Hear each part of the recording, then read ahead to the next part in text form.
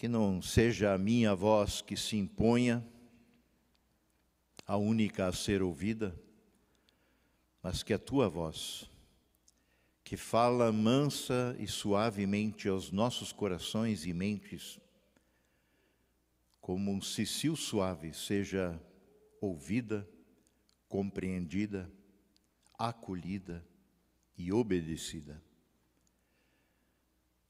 Então, Senhor, nesse momento nos entregamos a Ti no falar e no ouvir,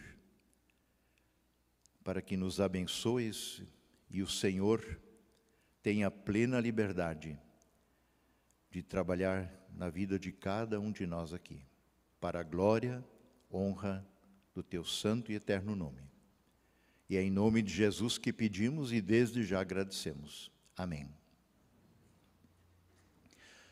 Bem, como já mencionado, nós estamos no terceiro domingo da Páscoa, e esse tema é absolutamente central nas Escrituras, nos Evangelhos. É o tema mais explorado nos Evangelhos, dá para dizer assim. Pelo menos um terço de todo o conteúdo dos Evangelhos se dedica a essa semana final da paixão, morte e ressurreição de Jesus. Os evangelistas, de uma certa forma, veem e apresentam até a morte de Cristo como o mistério central de Jesus, né?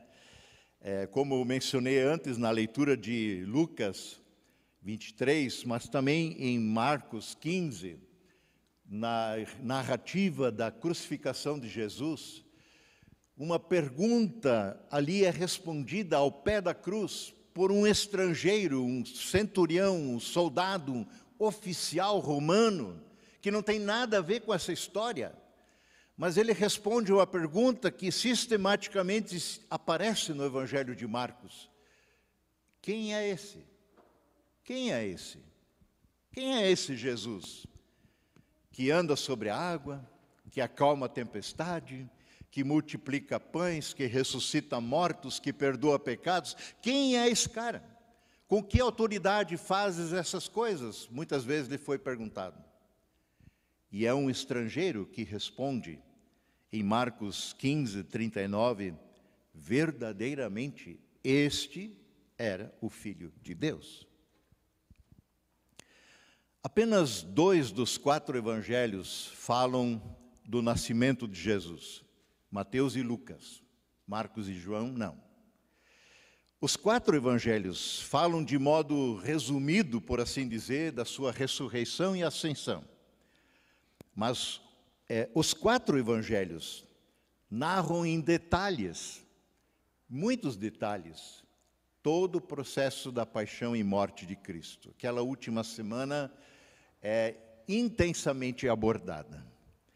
Certamente há muitas histórias relevantes e extraordinárias na Bíblia, até mesmo como João fala, o Senhor fez muito mais coisas do que aqui está registrado. Mas essas foram registradas para que vocês creiam de que Ele é o Filho de Deus. Mas nenhuma das muitas histórias merece tamanha atenção quanto a morte do Filho amado de Deus sobre o planeta Terra. Esta terra que foi criada por Ele, como diz João, Ele que é a palavra, que estava no princípio com Deus, por meio de quem tudo foi feito. Cristo estava lá. A pergunta é: possível que o Messias, o Cristo de Deus, o ungido de Deus, seja derrotado de uma forma assim escrachada, humilhado?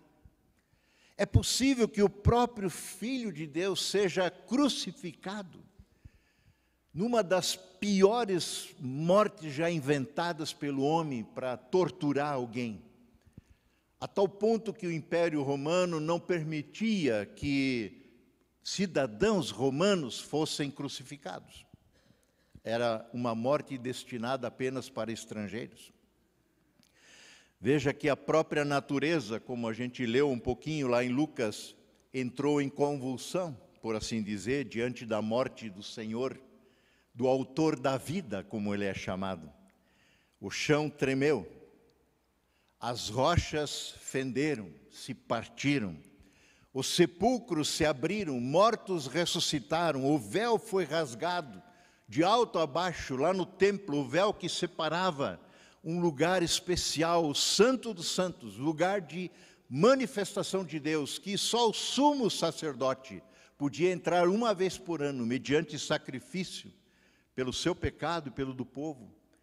Agora esse lugar foi escancarado por Deus. Os céus ficaram escuros. Em pleno meio-dia, uma escuridão tremenda. Sim, o caminho da cruz não foi uma estrada asfaltada, um caminho fácil, nem mesmo para Jesus, como muitas vezes muitos acham que foi.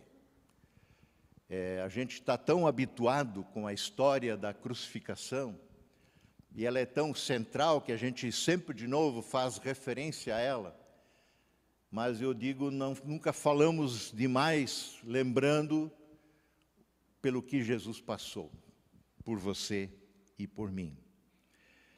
Impressionantes são os relatos, eles são simples, são diretos, objetivos, sem enfeites, sem melodramas. Não é feito nenhum melodrama em cima disso. Mais interessante ainda que não há um único milagre que se interponha. Deus parece olhar de longe, não interfere, não faz nada, não intervém. Não há um resgate sobrenatural de Jesus que é arrebatado e removido daquele momento. Ele está tão só naquela cruz, que de sua boca, proferindo o Salmo 22, como falamos aqui já, Deus meu, por que me abandonaste? Então Deus permite, Deus não apenas assiste de forma indiferente, mas Ele permite, ainda que talvez isso doa no seu coração, que o seu Filho amado e unigênito morra em teu e meu lugar. E Jesus sabia muito bem o que lhe aguardava, qual era a sua missão. Todo o seu ministério, de alguma forma, o leva para a cruz. Jesus falou a esse respeito algumas vezes com seus discípulos em antecipação, alertando a respeito do que vinha, do que aconteceria. Em Marcos capítulo 9, verso 27 e seguintes, ele diz aos seus discípulos, e eles deixam a Galileia, aliás, e foram então para os povoados, passando por Cesareia de Filipe, enquanto caminhavam com Jesus rumo a Jerusalém.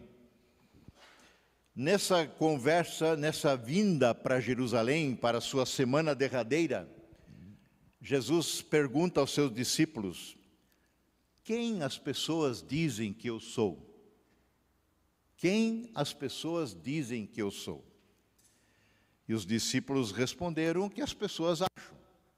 Bom, alguns dizem que o Senhor é João Batista que voltou, que fora decapitado por Herodes. Outros acham que você é Elias, o profeta de que de alguma forma foi anunciado que viria, antecedendo a vinda do Messias. Outros ainda acham que o Senhor é um dos profetas. Mas essa pergunta genérica agora é afunilada e direcionada especificamente aos discípulos, e ele pergunta a eles: e vocês? Quem vocês dizem que eu sou? Aliás, quem você diz que é Jesus? Você tem clareza a respeito dele? O que você sabe é o que os outros falam? O que você lê? O que você sabe é de terceira mão? Ou você o conhece? por andar com Ele, por conviver com Ele, por ter comunhão com Ele, por ouvi-lo, por falar com Ele. Quem vocês dizem que eu sou? E Pedro, muitas vezes porta-voz e rápido na palavra, toma a palavra e diz: o Senhor é o Cristo. Lembro aqui de novo, né, algumas coisas vale a pena repetir. Cristo não é o sobrenome de Jesus, como muita gente acha. Jesus Cristo, então deve ser o sobrenome. Não. A identificação humana, a identidade, o RG de Jesus dizia Jesus de Nazaré. Esse Jesus de Nazaré é o Cristo, é o Messias, é o ungido de Deus, é o profeta que deveria vir. Por isso Pedro diz: o Senhor é o Cristo, aquele que aguardamos. E aí Jesus os advertiu para que não falassem disso ainda para ninguém. Então Jesus começou a ensinar a eles. Verso 31 de Marcos 9. Então Jesus começou a ensinar a eles que era necessário,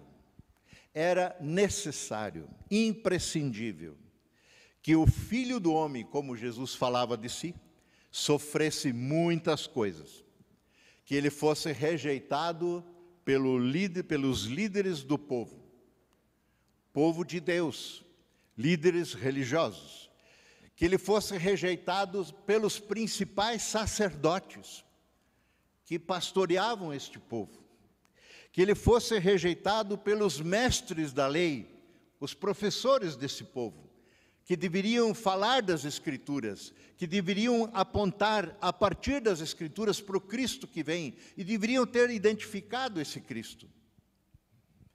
Mas, ainda que tudo isso é necessário, que ele sofra, morra, no terceiro dia ressuscitará.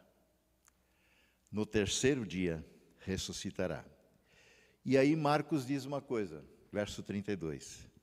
Ele falou e falava claramente a esse respeito, da sua paixão, morte e ressurreição. Não foi nenhuma nem duas vezes, foi mais vezes. Jesus insistia nesse tema. A cruz, portanto, não pegou Jesus de surpresa. Ela não foi uma fatalidade que se abateu sobre a vida dele de forma inesperada. A cruz não foi um erro de estratégia de seu ministério. Vai ver que eu peguei pesado demais, eu poderia talvez ter uma outra abordagem, que as pessoas e os líderes me reconhecessem, me aceitassem. Não foi um erro de estratégia.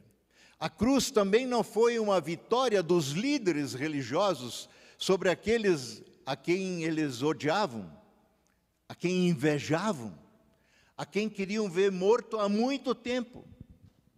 Desde o início do seu ministério, nós temos relatos de que a liderança religiosa se opunha a Jesus. Pilatos reconhecia a inveja daqueles líderes, porque o povo ia atrás dele. Pelo contrário, Jesus foi para a cruz de forma clara, explicitamente determinada. Assim ele foi para Jerusalém, vindo da Galileia, sabendo o que aconteceria. Eu acho sensacional como, na versão do Almeida, de Lucas 9, 51, onde nós temos também esse relato, Jesus falando em antecipação do que aconteceria. Mesmo sabendo o que aconteceria, olha como Lucas narra na versão do Almeida. Verso 9, 31 a 51 a 53. E aconteceu que ao se completarem os dias em que devia ser elevado ao céu, estava na hora. A cruz tinha agenda, tinha dia e hora marcada na agenda de Deus. Muitas vezes tentaram prender Jesus antes, mas não conseguiam. Ele saía do meio do povo E quando queriam jogar ele precipício abaixo lá em Nazaré, quando queriam prender ele em Jerusalém, ele simplesmente ia embora, ninguém botava a mão dele. E João, Lucas narram, porque ainda não era chegada a sua hora.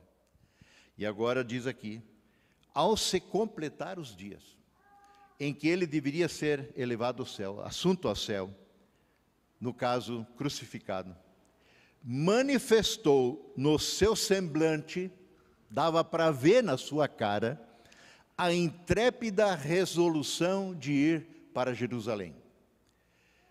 Eu acho sensacional essa formulação. Estava estampado na cara de Jesus que ele vai para Jerusalém, sabendo o que lhe aguarda. Todo mundo percebia, ninguém mais o desviava do foco, do caminho. E aí ele enviou mensageiros que o antecedessem a uma aldeia, para preparar lugar, porque era uma viagem que não dava para fazer num dia só. Indo eles, verso 53, os discípulos que ele enviou, entraram numa aldeia de samaritanos, para lhe preparar uma pousada para aquela noite. Mas, vejam de novo, não o receberam porque o aspecto dele, de Jesus, era de quem decisivamente ia para Jerusalém.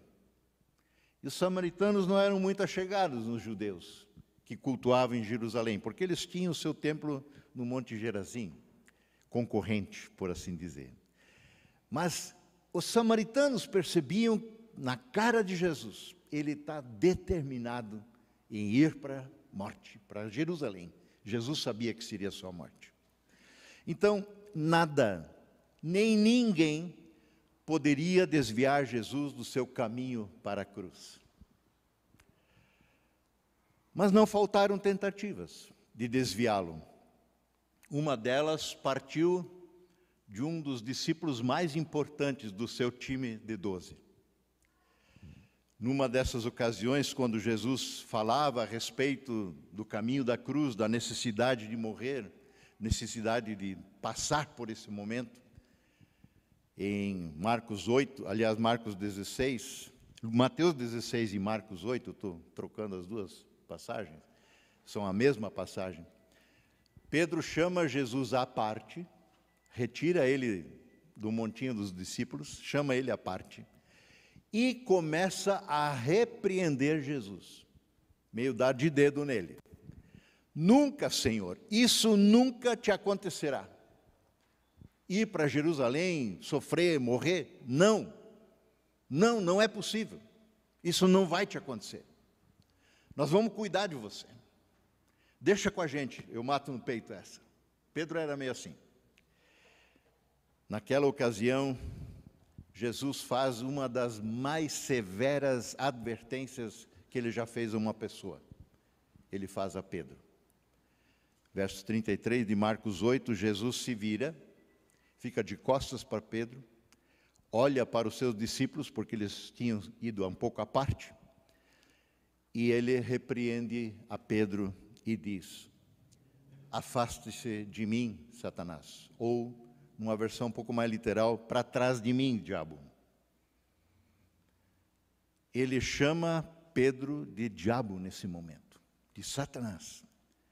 Você considera as coisas apenas do ponto de vista humano e não da perspectiva de Deus. Esse é o teu problema, Pedro.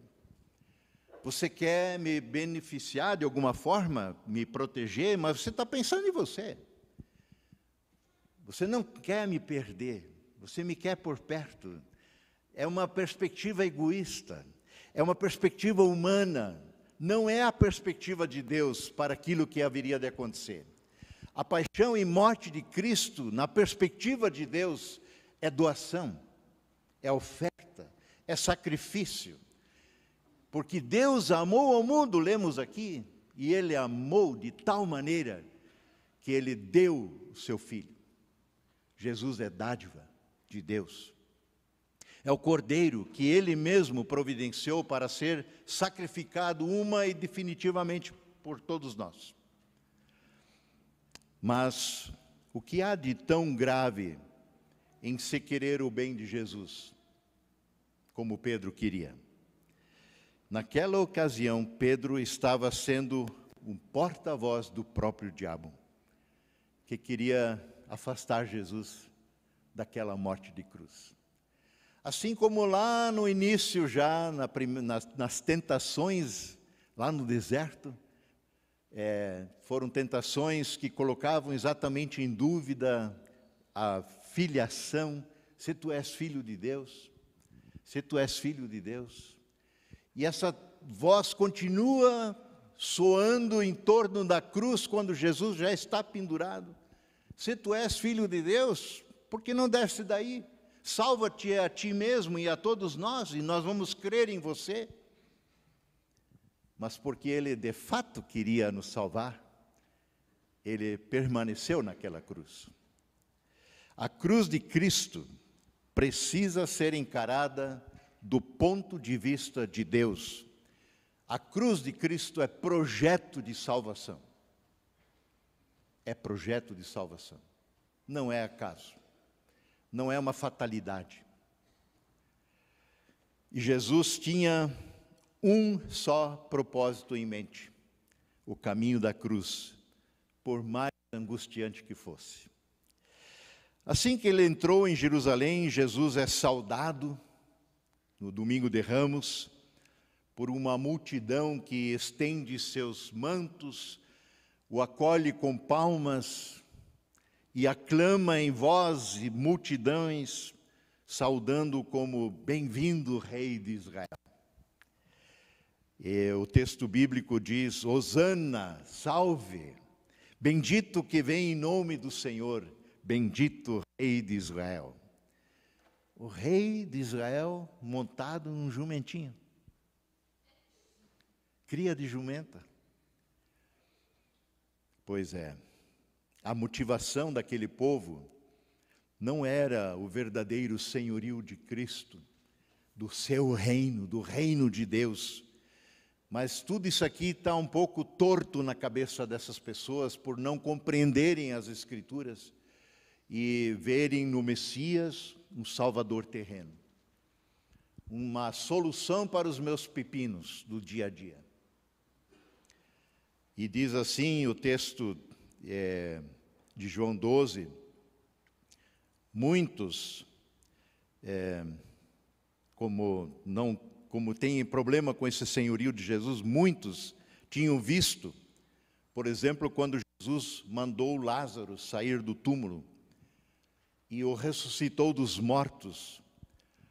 Isso com Lázaro morto há 4 dias, cheirando mal, ele o chamou para fora do túmulo e as pessoas contavam um dos últimos grandes milagres de Jesus.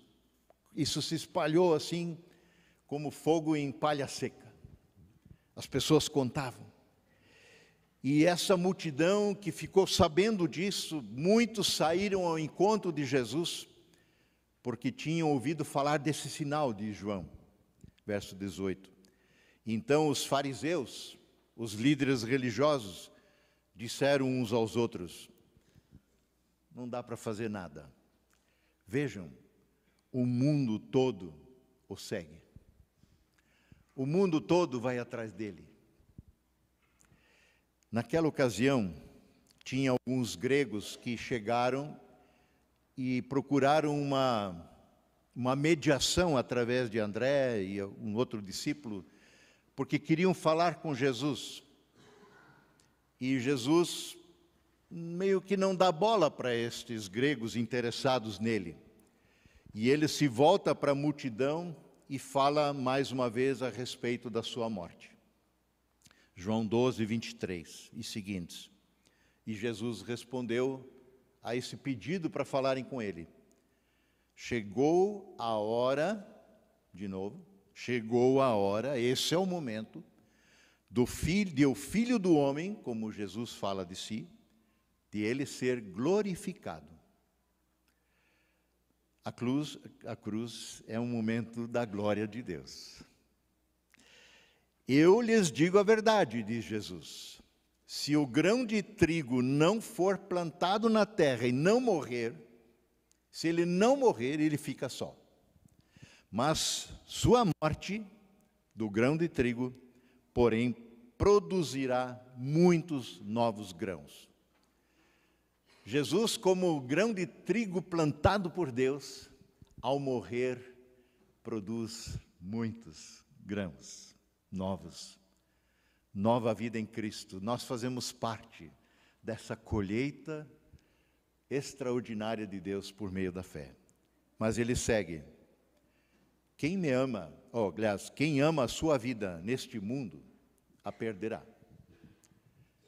Vou repetir. Quem ama a sua vida nesse mundo, quem vive focado e existe apenas para o aqui e agora, perde. Quem odeia a sua vida neste mundo, a conservará para toda a eternidade. Se alguém quer ser meu discípulo, segue Jesus, siga-me. Pois meus servos devem estar ali onde eu estou. E o Pai honrará quem me servir. Agora, diz ele, seguindo, a minha alma está angustiada, diz Jesus. Eu estou angustiado. É um sentimento horrível, não é? Quando a gente está angustiado. Nossa, eu não sei como é com vocês, mas falta ar. Parece que tem alguém apertando o pescoço. Parece que tem uma prensa dentro do peito e o coração aperta. E a gente não sabe o que fazer diante de determinada situação. Agora a minha alma está angustiada, diz ele. Acaso eu devo orar, Pai, salva-me dessa hora? E Jesus conclui, mas foi exatamente por esse motivo que eu vim. Foi exatamente por isso que eu vim, para parar naquela cruz. Para Jesus, o caminho da cruz não era uma opção, era um propósito, era alvo, ponto de chegada, obediência. Como diz Paulo na sua carta aos Filipenses, ele foi obediente até a morte e morte de cruz. Enquanto os discípulos discutiam questões muito periféricas, é impressionante que algumas coisas ali estão inseridas nesse momento de reta final, de rumo à cruz. Por exemplo, um sentar à direita e outro à direita um dia no reino de Deus. Reserva um lugarzinho especial para nós. Outros discutiam quem vai ser o maior, quem é o maior entre nós. Essa discussão acontece a caminho da cruz. E Jesus deixou claro que o seu foco é outro. Pois nem mesmo o Filho do Homem veio para ser servido, mas para servir e dar a sua vida em resgate por muitos. Para nós hoje, falar do caminho da cruz parece tão normal, como já disse. Afinal, faz parte integrante da fé cristã, faz parte da história cristã, e especialmente o pessoal que é meio achegado a chegar em culto de Páscoa e Natal, eles acham sempre que a igreja está decorada do mesmo jeito, né? E que só tem uma história para contar, que é Jesus nasceu e Jesus morreu e ressuscitou. No entanto, o caminho da cruz é o caminho da vitória de Deus em Cristo sobre o pecado, sobre a morte, sobre a nossa perdição. É o caminho da vitória, da nossa vitória em Cristo. E é por isso que Paulo escreve em 2 Coríntios 5, verso 17 e seguinte, se alguém está em Cristo, como é que a gente está em Cristo? Crendo nele, o convidando a fazer parte da nossa vida. Se alguém está em Cristo, se alguém está em Cristo e não apenas está na igreja, mas está em Cristo, esse alguém é nova criatura. nova criação. As coisas antigas já passaram, por piores que tenham sido, por mais sujo que tenha sido a tua vida, ela foi limpa mediante o sangue de Jesus.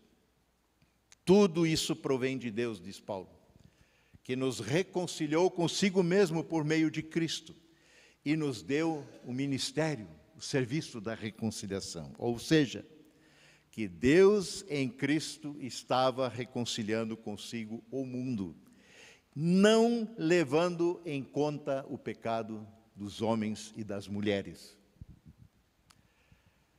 E nos confiou a mensagem da reconciliação. Eu não sei muitas vezes como soa isso, mas são coisas que eu já tenho falado. E não dá para não deixar de falar. Mas saiba que nenhuma pessoa na face dessa terra vai para o inferno apenas por causa do seu pecado. Porque este Jesus levou sobre si.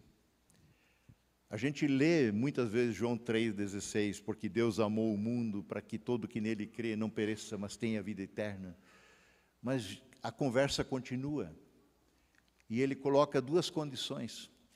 Quem nele crê não será condenado. Quem não crê já está condenado.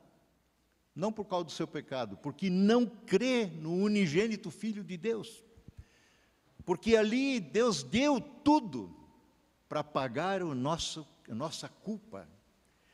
E se você não aceita, não há salvação. Por isso Paulo escreve, e eu vou concluindo, ainda em 2 Coríntios 5, verso 20, seguinte: portanto, diz Paulo, somos embaixadores de Cristo, falamos em nome de Cristo, como se Deus estivesse fazendo o seu apelo por nosso intermédio. Por amor a Cristo, lhes suplicamos, reconciliem-se com Deus. Reconciliem-se com Deus. Deus tornou pecado por nós aquele que não tinha pecado algum, para que nele, em Cristo, nós fôssemos feitos justiça de Deus. Hoje, esse apelo continua valendo. Reconcilie-se com Deus. Não conheço muita gente, às vezes, entre nós, apesar de ser pastor nessa comunidade há muito tempo. Lamento por isso. Lamento quem, digamos assim, corre por fora, quem entra e sai, quem não está perto, com quem a gente não consegue ter comunhão, se reencontrar. Eu não conheço muita gente, mas eu queria deixar esse convite de Paulo explícito, mais uma vez nessa manhã. Se você ainda não se reconciliou com Deus, por meio de Jesus, não adie essa decisão. Faça isso hoje. Porque não agora. Baixe sua cabeça, ore ao Senhor, clame por sua graça e misericórdia. Renda sua vida a Ele. O caminho da cruz é o caminho da reconciliação. É o caminho da salvação. Se você quer dar esse passo, eu gostaria de orar com você, também com os demais. Vamos fechar os nossos olhos. Senhor, Deus amado, Pai, por meio de Jesus, Deus eterno, te agradecemos que nos enviaste o teu único, amado e eterno Filho, que não se poupou, não correu da raia, mas permaneceu firme no propósito do Senhor e foi parar naquela cruz. Caminho da salvação, caminho da reconciliação, caminho da vida. O autor da vida, consumador da vida, a morte não o pôde reter. Tu ressuscitaste dentre os mortos e está assentado à direita de Deus Pai Todo-Poderoso, como professamos há pouco. E Ele intercede por nós. Então, Senhor Jesus, olha de maneira especial por todo aquele que nesse momento abre o seu coração e te convida, entra. Vem fazer parte da minha vida. Salva-me, perdoa-me, purifica-me, ensina-me os teus propósitos, dá que o meu coração arda por ti, que teu Espírito Santo preencha este coração renovadamente e nos dê o fruto do teu Espírito, que é amor, alegria, paz, bondade, benignidade, mansidão, domínio próprio e tudo aquilo que necessitamos para uma vida abençoada e eterna. Senhor, intercedemos, porque a obra é tua. É o Espírito Santo que convence o mundo do pecado, da justiça, do juízo. Então, aos corações que o Senhor tem falado nessa manhã, que clamam a Ti, ouve o clamor, responde, Senhor, salva, e que Teu nome seja honrado e glorificado. Em nome de Jesus, amém.